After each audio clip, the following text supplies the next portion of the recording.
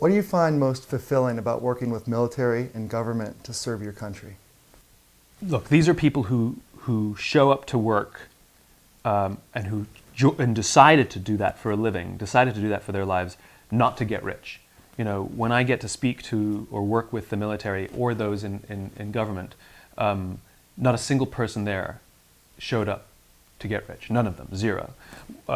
Whether they become disillusioned or not within their careers is a different story, but they showed up with the desire to serve their country. And to be able to give them anything that helps them be better at their jobs, that helps them be better at protecting the country or helping develop better healthcare, it doesn't matter, is perhaps the most fulfilling work I do. If all I did was get to work with government and military for the rest of my life, I would be extremely happy. It is an amazing feeling to do something that matters. When was that first time you felt that way?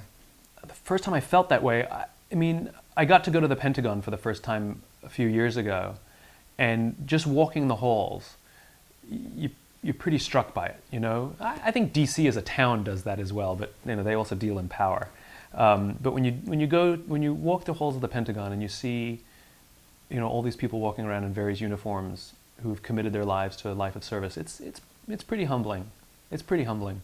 Last year you had a chance to speak to a large group in Germany. Tell me more about that. Last year I got to visit Ramstein Air Force Base, Spangdahlem Air Force Base, and Aviano Air Force Base in Italy. And over the course of my week with them, I spoke to thousands of troops. One room alone was close to 1,000. It was amazing. But perhaps the most powerful and moving experience I had was at Ramstein. One of the things that Ramstein serves as is this sort of stopping point to the Middle East. Most of the troops and materiel going to Afghanistan or Iraq or coming back go through Ramstein. And so it's a pretty busy, big base.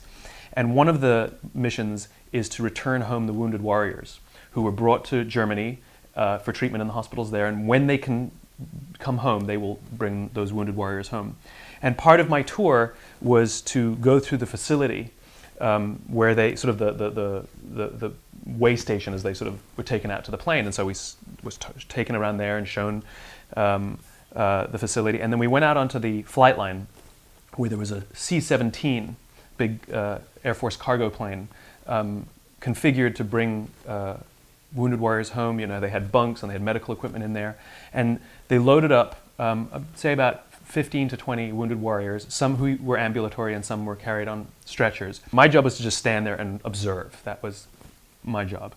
And I couldn't. It was incredibly powerful. And I stepped forward without asking permission and went to each one of them and said the exact same thing. I said, I'm visiting from back home.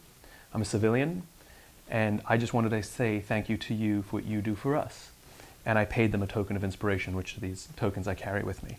And I paid each of them, and I said the exact same thing to each one of them. My name is Simon, I'm a civilian, I'm from back home.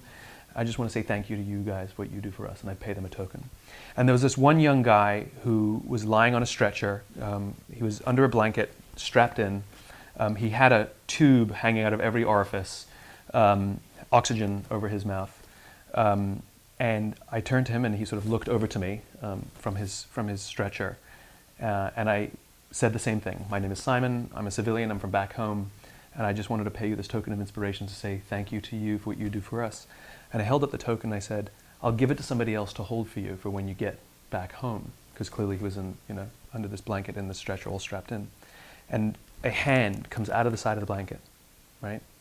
And I put the token in his hand and he grips it tight, right? And puts his hand back in the blanket. And we never spoke a word. And of course I was, bawling.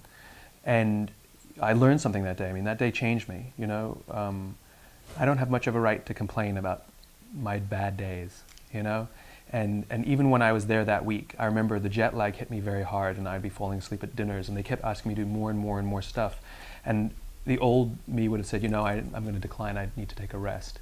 And I said yes to absolutely everything and pushed my way through all of it. And, you meet these young men and women who are willing to put themselves in harm's way for no other reason that they believe in something bigger than themselves. And you get to meet them.